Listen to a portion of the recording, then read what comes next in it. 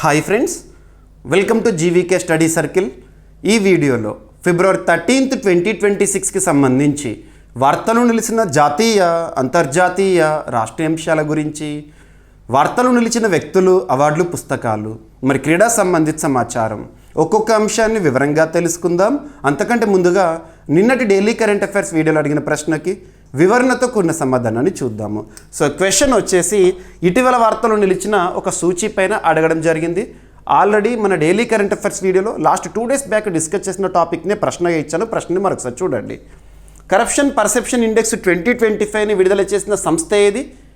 ఈ సూచీలో మొదటి 3 స్థానాల్లో ఉన్న దేశాలేవి? ప్రపంచంలో అత్యంత అవినీతి ఉన్న దేశం ఏది? ఈ సూచీలో భారత్ ఏ స్థానంలో ఉంది? అభ్యర్థులకు మరొకసారి చెప్తున్నాను, వార్తలు నిలుస్తున్న సూచీలపైన, నివేదికలపైన, ర్యాంకింగ్స్ పైన, పోటీ పరీక్షల్లో ఏ పోటీ పరీక్ష అయినా, ఏ స్థాయి పోటీ పరీక్ష అయినా తప్పనిసరిగా ప్రశ్నలను ఎక్స్పెక్ట్ చేసి తీరాల్సిందే. మరి ఏదైనా ఒక సూచీ గురించి వార్తలు చూస్తున్నప్పుడు ఆ సూచీకి సంబంధించి బేసిక్గా ఏ పాయింట్స్ని గుర్తుపెట్టుకోవాలి పోటీ పరీక్షల కోణంలో అంటే, ఫస్ట్ వచ్చేసి వార్తలు నిలిచిన సూచీ పేరేంటో చూడండి, కంప్లీట్గా చూడండి. ఆ సూచీని విడుదల చేసే సంస్థ పేరేంటి? ఆ సంస్థ యొక్క ప్రధాన కేంద్రం ఎక్కడ?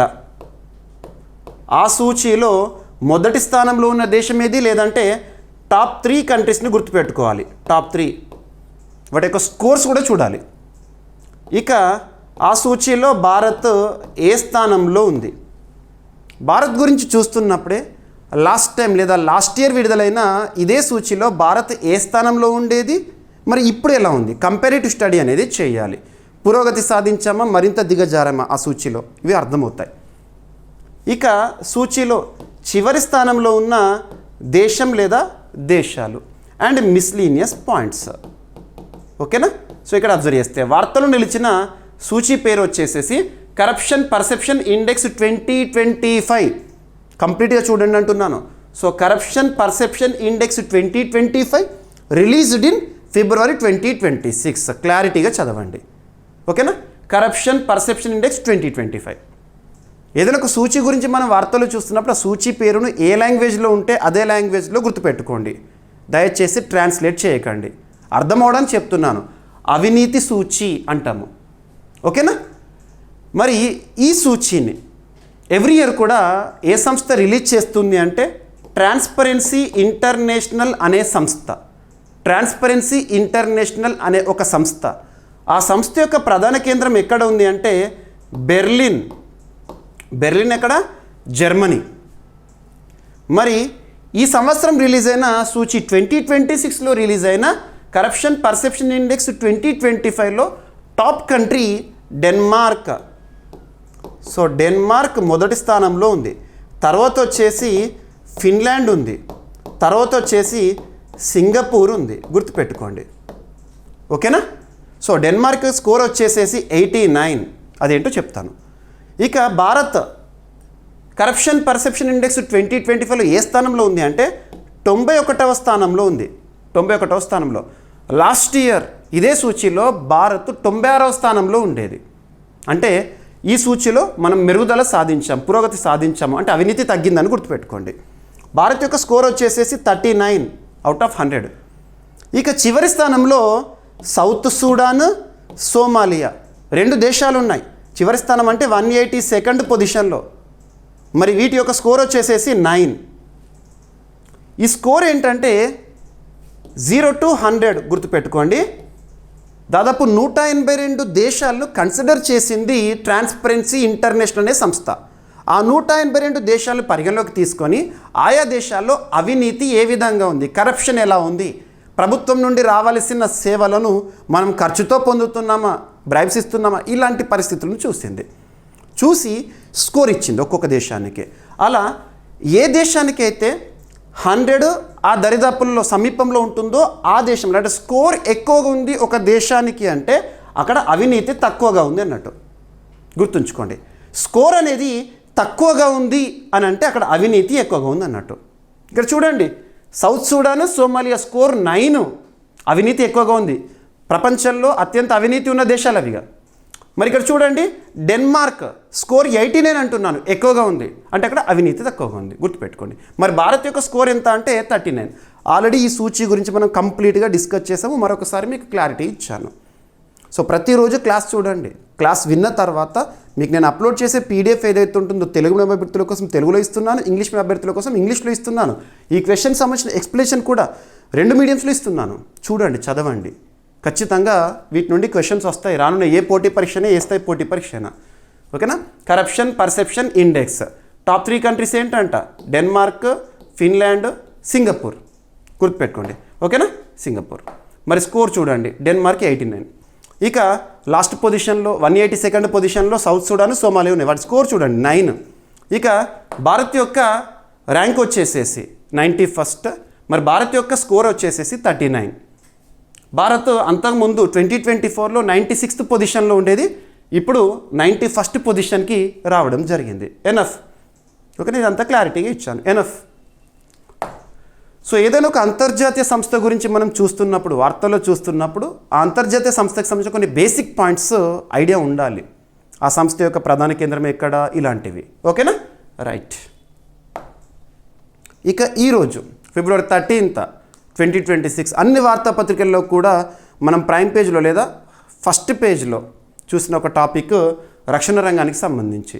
మీకు ప్రతిసారి చెప్తున్నాను, రక్షణ రంగానికి సంబంధించి ప్రతిరోజు సగటున 2 నుండి 3 అంశాలు మనం చూస్తున్నాం. రానున్న ఏ పోటీ పరీక్షనే, ఏ స్థాయి పోటీ పరీక్షన డిఫెన్స్ రిలేటెడ్గా ఎక్కువ మొత్తంలో మనం ప్రశ్నలను ఎక్స్పెక్ట్ చేసి తీరాల్సిందే. ఎక్కువ మొత్తంలో అంటున్నాను ఎందుకంటే ప్రతిరోజు కనిపించే టాపిక్స్ నుండి ఎక్కువగా వస్తాయి. అందులోనూ రక్షణ రంగానికి సంబంధించి మీకు నేను ఎక్స్ప్లెయిన్ చేసే టాపిక్స్ని 6 సెగ్మెంట్స్గా డివైడ్ చేస్తున్నాను.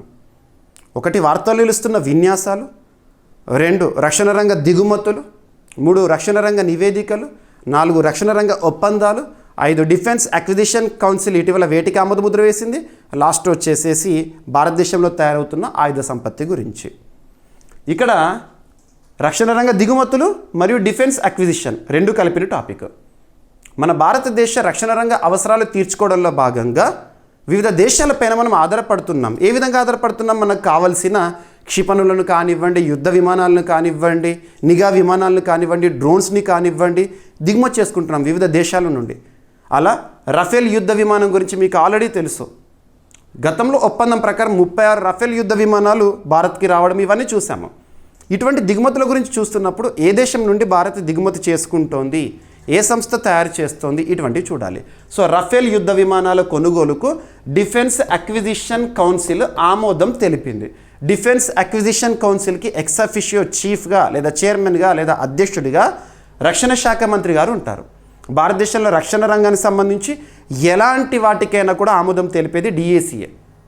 ఆమోదం తెలిపారు ఏంటంట, 114 రఫేల్ యుద్ధ విమానాల కొనుగోలు. మరి ఏ దేశం నుండి కొనుగోలు అంటే ఫ్రాన్స్. గుర్తుపెట్టుకోండి, ఫ్రాన్స్ దేశంలో ఉన్న ఒక సంస్థ, ఏవియేషన్ సంస్థ, దసో ఏవియేషన్ అనే సంస్థ రఫేల్ యుద్ధ విమానాలను తయారు చేస్తుంది. అదే సంస్థ మిరాజ్ 2000 యుద్ధ విమానాలను కూడా తయారు చేస్తుంది. ఇప్పుడు మనకు రఫేల్ యుద్ధ విమానాలు, వీటి కొనుగోలుకి డిఫెన్స్ అక్విజిషన్ కౌన్సిల్ ఆమోదముద్ర వేసింది. అతి త్వరలో ఈ వారంలోనే భారతదేశానికి పర్యటనకి రానున్న ఎమాన్యుయల్ మ్యాక్రాన్, ఆ సందర్భంలో ఇది ఫైనల్ అవుతుంది. 2 దేశాల మధ్య ఒప్పందం కూడా కుదురుతుందని వార్తలు వస్తున్నాయి. ఓకేనా, గుర్తుపెట్టుకోండి. ఫ్రాన్స్ దేశ రాజధాని ప్యారిస్, అక్కడ అధ్యక్షుడిగా ఎమాన్యుయల్ మ్యాక్రాన్ గారు విధులు నిర్వర్తిస్తున్నారు తన భారత పర్యటన. ఆ పర్యటన యొక్క ప్రత్యేకతలు పర్యటన ముగిశాక మనం చూద్దాము.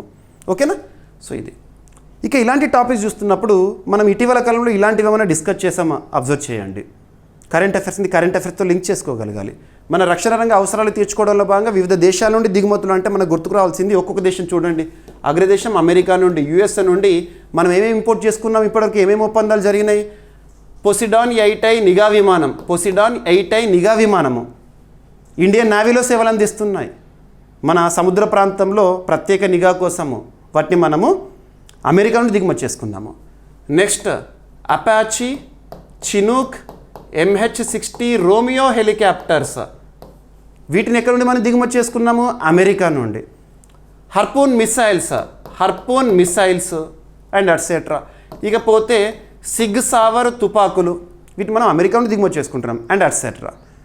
ఇకపోతే మనం ఇటీవల కాలంలో ఇజ్రాయెల్కి సంబంధించి కూడా చాలా చూస్తున్నాం. ఇజ్రాయెల్ నుండి మనము హెరాన్ డ్రోన్లను, స్కై స్ట్రైకర్స్ లేదా సూసైడ్ డ్రోన్స్ అంటాము, వాటిని కూడా దిగుమతి చేసుకుంటున్నాం. మరియు Negev light machine guns, Negev తుపాకులు. ఇకపోతే స్పెయిన్ నుండి మనము C-295 విమానాలని దిగుమతి చేసుకుంటున్నాము. ఇవి ట్రాన్స్పోర్ట్ విమానాలు. ట్రాన్స్పోర్ట్ అంటే పబ్లిక్ ట్రాన్స్పోర్ట్ కాదు, రక్షణ రంగానికి సంబంధించి ఎక్కువ మొత్తంలో సైన్యాన్ని ఒక ప్రాంతం నుండి మరొక ప్రాంతానికి తీసుకెళ్లడానికి, సామగ్రిని తరలించడానికి ఉపయోగపడతాయి అండ్ ఎట్సెట్రా. ఇకపోతే Russia India's largest defence partner country Russia. మనం అత్యధికంగా రష్యా నుండి దిగుమతి చేసుకుంటున్నాం. AK రైఫిల్స్ కానివ్వండి, S-400 మిసైల్ సిస్టమ్ కానివ్వండి, బ్రాహ్మోస్ ఇరు దేశాలు కలిసి సంయుక్తంగా తయారు చేసినాయి అండ్ అట్సెట్రా ఇలా. ఇక ఫ్రాన్స్ నుండి దసో ఏవియేషన్ సంస్థ తయారు చేసిన రఫేల్ యుద్ధ విమానాలు ఇప్పటికే సేవలు అందిస్తున్నాయి. రానున్న రోజుల్లో మరింటి కొనుగోలుకు సంబంధించి డిఫెన్స్ అక్విజిషన్ కౌన్సిల్ ఆమోద ముద్ర వేసిందంట. సరిపోతుంది. ఆ డీల్ వాల్యూ ఏంటని అడుగుతారు. ఓకేనా. సో భారత ప్రభుత్వం 114 రఫేల్ యుద్ధ విమానాలు మరియు అనుబంధ ఆయుధాలు, పరికరాల కొనుగోలు ప్రతిపాదనకు అనుకూలంగా నిర్ణయం తీసుకోగా డిఫెన్స్ అక్విజిషన్ కౌన్సిల్ మంజూరుని లేదా ఆమోదాన్ని వేయడం జరిగింది. భారత్లోని అతిపెద్ద రక్షణ కొనుగోలులో ఒకటిగా ఈ ఒప్పందం అనేది పేర్కొనబోతున్నారు. ఫ్రాన్స్ అధ్యక్షుడితో ఒప్పందం జరగబోతోంది. డీల్ వచ్చేసేసి 3.60 లక్షల కోట్ల రూపాయలుగా వార్తలు చెప్తున్నాయి. ఇంత పెద్ద మొత్తంలో మనం ఫ్రాన్స్ నుండి కొనుగోలు రఫేల్ యుద్ధ విమానాలు 114 కోసము సరిపోతుంది. మరి ఈ విమానాల్ని కూడా కొనుగోలు అంటున్నాం కదా, అందులో సగం ఫ్రాన్స్లోనే తయారై మన భారతదేశానికి డైరెక్ట్ ఇంపోర్ట్ చేసుకుంటాం. మిగతా 50% ఏంటంటే భారత్లో తయారవుతాయి. ఈ విధమైన ఒప్పందం అని అంటున్నారు. సో ఒప్పందం కుదిరిన తర్వాత మనం ఫైనల్గా మళ్ళీ చూద్దాము. ఓకేనా. మనకు ఇప్పుడు అబ్జర్వ్ చేస్తే ఫ్రాన్స్ అధ్యక్షుడు ఎమాన్యుయల్ మ్యాక్రాన్ భారత పర్యటన 17th, 18th, 19th ఫిబ్రవరి ఈ నెలల్లోనే ఉంది. కాబట్టి ఇది ఇప్పుడు వార్తల్లో ఉంది ప్రైమ్గా. రైట్, సరిపోతుంది. France, Paris, euro, Emmanuel Macron. So euro is the currency of France. యూరోజోన్లో ఒక దేశము ఫ్రాన్స్. రైట్. ఇక నెక్స్ట్ ఇంకొక ఒప్పందము. సో అగ్నివస్త్రాకి మరియు భారత్ సైన్యానికి ఏదైనా ఒక ఒప్పందం గురించి చూస్తున్నప్పుడు ఆ ఒప్పందంలో పార్టిసిపెంట్స్, భాగస్వాములు ఎవరు చూడండి. ఆ ఒప్పందం ఎందుకోసం ఉద్దేశించబడింది, కొన్నిటికి డీల్ వాల్యూ ఉంటే డీల్ వాల్యూ చూడాలి.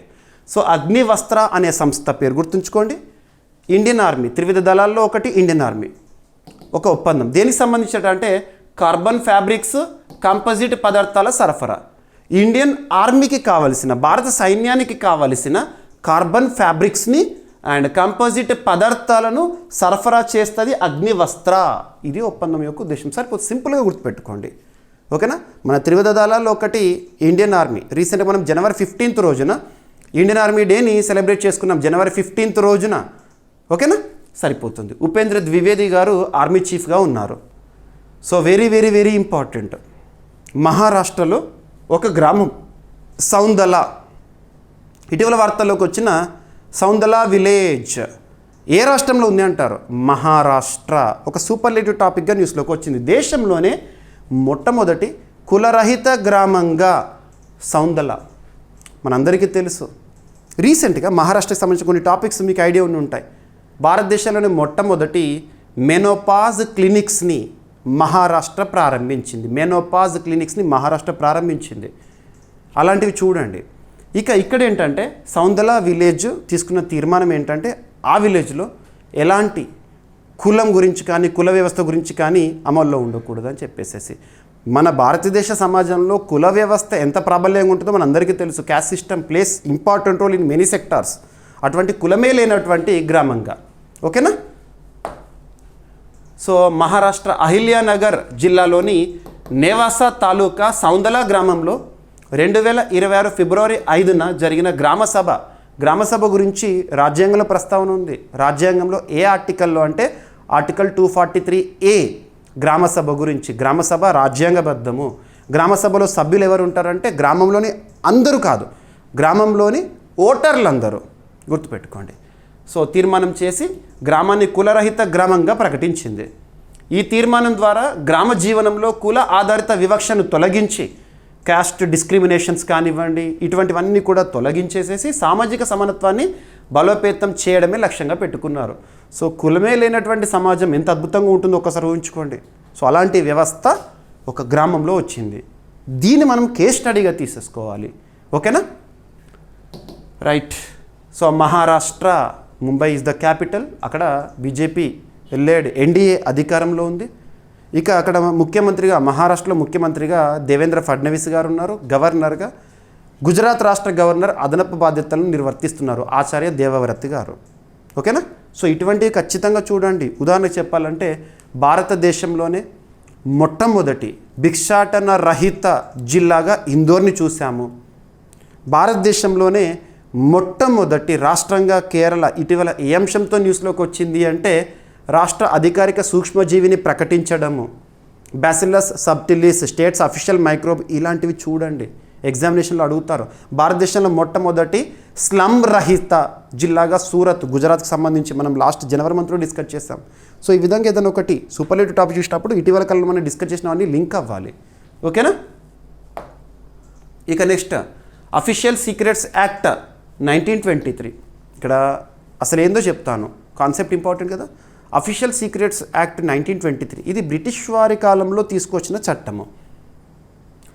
ఈ చట్టం ఏంటంటే ప్రభుత్వ రంగంలో పనిచేసే సిబ్బంది కానివ్వండి, అందులోనూ ముఖ్యంగా ఆర్మీ లేదా దేశ రక్షణ బలగాలకు సంబంధించి కానివ్వండి, ఎవరైనా ప్రభుత్వ ఉద్యోగి తను పదవిలో ఉన్నప్పుడైనా పదవి విరమణ చేసిన తర్వాత అయినా తను కొన్ని రహస్యాలను బయటికి రివీల్ చేయకూడదు డిపార్ట్మెంట్కి సంబంధించి. కానీ ఎందుకంటే కొన్ని సందర్భాల్లో ఆ ప్రభుత్వానికి సంబంధించిన కొంత సమాచారాన్ని బయటికి లీక్ చేశారనుకోండి, దేశ సార్వభౌమత్వమే కానివ్వండి, సమగ్రతే కానివ్వండి దెబ్బతింటాయి.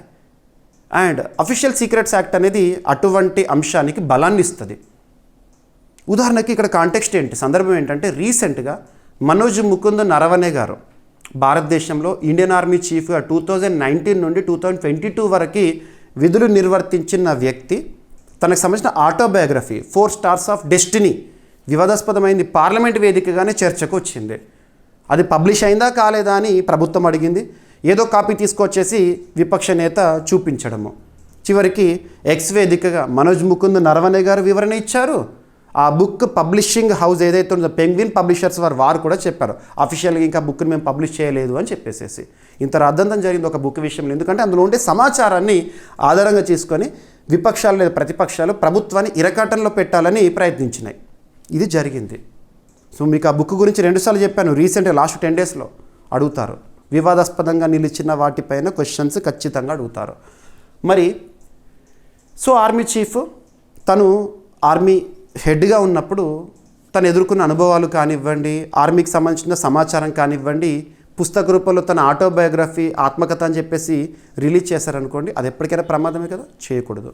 సో ఇప్పుడు భారత రక్షణ మంత్రిత్వ శాఖ వారు ఏం ఆలోచిస్తున్నారంటే మళ్ళీ కొన్ని నిబంధనలతో కూడిన చట్టాన్ని అమలులోకి తీసుకురావాలి. అందులో అఫీషియల్ సీక్రెట్స్ యాక్ట్ 1923లోని నిబంధనలు కూడా తీసుకోవాలి అని చెప్పేసి భావిస్తుంది. అలా న్యూస్ పేపర్స్లో ఈరోజు ఎడిటోరియల్స్ ఏవైతే ఉంటాయో సంపాదకీయాలో వచ్చిన సమాచారాన్ని చెప్పాను. ఎగ్జామ్లో అడుగుతారు అఫీషియల్ సీక్రెట్స్ యాక్ట్ ఏ ఇయర్ అంటారు, 1923 ఎన్ఎఫ్. ఇటీవల ఎందుకు వార్తల్లోకి వచ్చింది. ఇక నెక్స్ట్ జాగ్రఫీ అండ్ డిజాస్టర్ మేనేజ్మెంట్లో భాగంగా ఒక టాపిక్, ఒక సైక్లోన్ ఒక దేశం పైన తీవ్ర ప్రభావాన్ని చూపిస్తుంది. వార్తాపత్రికలు మీరు చూస్తుంటారు. తుఫానులు, తెలుగులో తుఫాన్లు అంటాం. తుఫాన్లను అవి సంభవించే ప్రాంతం ఆధారంగా ప్రపంచంలో ఒక్కొక్క ప్రాంతంలో ఒక్కో పేరుతో పిలుస్తాము. ఉదాహరణకి ఇండియన్ ఓషన్ హిందూ మహాసముద్ర ప్రాంతంలో ఏదైనా తుఫాన్ సంభవించిందనుకోండి, దాన్ని సైక్లోన్ అంటాం ఇండియన్ ఓషన్ ప్రాంతంలో. ఇకపోతే వెస్టర్న్ పసిఫిక్ ప్రాంతంలో ఏదైనా తుఫాన్ సంభవించిందనుకోండి, దాన్ని మనం టైఫూన్స్ అంటాము. ఉదాహరణకు చైనా ఈ చుట్టుపక్కల ప్రాంతాల్లో. ఇకపోతే అట్లాంటిక్ ఓషన్ మరియు ఈస్టర్న్ పసిఫిక్ ఓషన్ ప్రాంతంలో సంభవించే తుఫాన్లను హరికేన్స్ అంటాము, అగ్రదేశం అమెరికా, మెక్సికో ఈ పరిసర ప్రాంతాల్లో. ఇక ఆస్ట్రేలియా, న్యూజిలాండ్ ఈ ప్రాంతాల్లో సంభవించే తుఫాన్లను విల్లివిల్లిస్ అంటాం. గుర్తుపెట్టుకోండి, జాగ్రఫీలో ఖచ్చితంగా అడుగుతారు, ఇది కాన్సెప్ట్ అది. ఓకేనా? ఇకపోతే మడగాస్కర్ అనేది ఏ మహాసముద్ర ప్రాంతంలో కనబడుతుంది? ఇండియన్ ఓషన్ ప్రాంతంలోనే ఒక దేశము, ఒక దీవి దేశము. ఆ దేశం పైన ప్రభావం చూపించిన తుఫాన్ అంటే సైక్లోన్ అనొచ్చు కదా, సో సైక్లోన్ గెజానీ ఇటీవల ఏ దేశంపై ప్రభావాన్ని చూపించింది అంటారు. డైరెక్ట్ ఎగ్జామినేషన్లో బిట్ గెజానీ సైక్లోన్ మడగాస్కర్ ఎనఫ్. ఓకేనా, సరిపోతుంది. ఇక లాస్ట్ ఇయర్ మనం అబ్జర్వ్ చేస్తే November 28, 29 ఆ సమయంలో సైక్లోన్ దిత్వా శ్రీలంకపై ప్రభావం చూపించింది. ఆ సమయంలో మన భారత ప్రభుత్వము ఆపరేషన్ సాగర్ బంధుని సహాయక చర్యల్లో భాగంగా ప్రారంభించడం, ఇవన్నీ ఇంపార్టెంట్, లింక్ చేసుకోవాలి. ఇక మడగాస్కర్ క్యాపిటల్ వచ్చేసేసి ఆంటానానరివో, కరెన్సీ వచ్చేసి మలగసి అరియరి. ప్రస్తుతం అధ్యక్షుడిగా ఎవరున్నారు ఆ దేశంలో అంటే మైకేల్ ర్యాన్రియానిరన్. నెక్స్ట్ ప్రస్తుత ప్రధానిగా హెరిండ్సలామా రాజా నరివెలో. కొంత టంగ్ ట్విస్టర్స్లా ఉంటాయి పేర్లు, పర్లేదు 1-2 సార్లు చూడండి, ఎగ్జామినేషన్లో గుర్తించండి చాలు. ప్రతి ఒక్కటి మన మైండ్లో గుర్తుపెట్టుకోవాలని లేదు. పోటీ పరీక్షల్లో గుర్తించే పరిజ్ఞానం ఉంటే చాలు. అది మల్టిపుల్ చాయిస్ క్వశ్చన్స్ అయితే.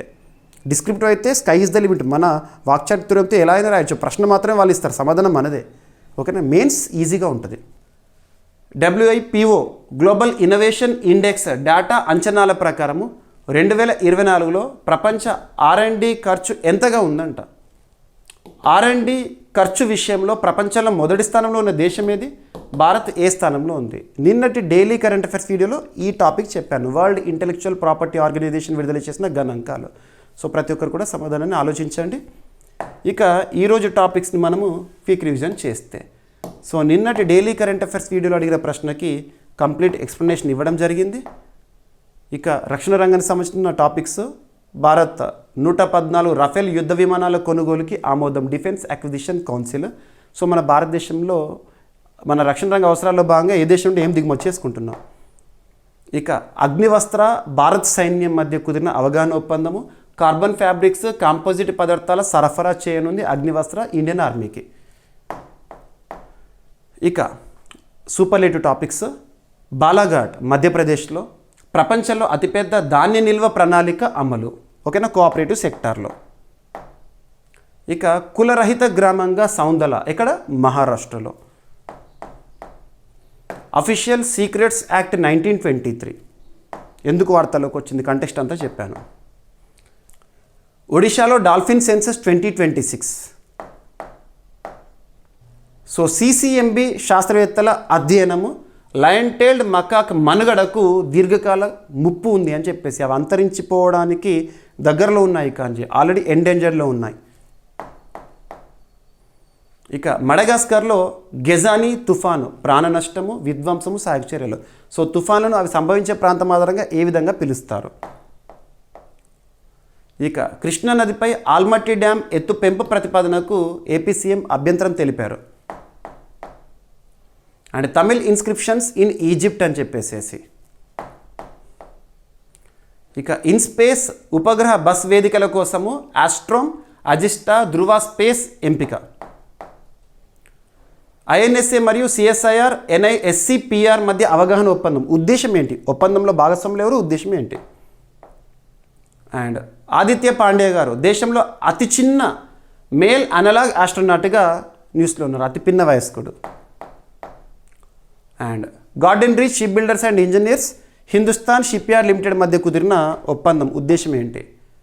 విదేశాల్లో ఉన్నత చదువులకు వెళ్ళే భారత విద్యార్థుల సంఖ్య తగ్గుముఖం పడుతోందని గణాంకాలు. అండ్ ఒక సదస్సు సౌదీ అరేబియాలో హ్యూమన్ క్యాపబిలిటీ ఇనిషియేటివ్ 2026 మే నెలలో జరగబోతోంది. థీమ్ ఏంటి. అండ్ వరల్డ్ రేడియో కాంక్లేవ్ రాయ్పూర్లో జరిగింది. వరల్డ్ రేడియో డే 2026 థీమ్ ఏంటి, ప్రత్యేకత ఏంటి. అండ్ జాతీయ మహిళా దినోత్సవం February 13th ఎవరి జయంతిని జాతీయ మహిళా దినోత్సవంగా జరుపుకుంటాము, ప్రత్యేకత ఏంటి. ఇక ఆంధ్రప్రదేశ్ క్యాబినెట్ మీటింగ్లో తీసుకున్న నిర్ణయం, ఏపీ AI లివింగ్ ల్యాబ్స్కి క్యాబినెట్ ఆమోదము. అండ్ ఈరోజు ప్రశ్న, world intellectual property organisation global innovation index data అంచనాల ప్రకారము 2024లో ప్రపంచ R&D ఖర్చు ఎంతగా ఉంది. R&D ఖర్చు విషయంలో ప్రపంచంలో మొదటి స్థానంలో ఉన్న దేశం ఏది, భారత్ ఏ స్థానంలో ఉంది. ఓకేనా. సో ప్రతిరోజు క్లాస్ చూడండి, నేను చెప్పిన కంటెంట్ ఏదైతే ఉందో ఎక్స్ప్లెనేషన్ వినండి, తర్వాత మీకు ఇచ్చే PDF ఏదైతే ఉందో PDF చూడండి. ఓకేనా. ఏమైనా మిస్లేనియస్ టాపిక్స్ ఉంటే నో నీడ్ టు వర్రీ, రేపటి క్లాస్లో జోడించి డిస్కస్ చేస్తాను. రేపు మళ్ళీ కలుద్దాం. Thank you.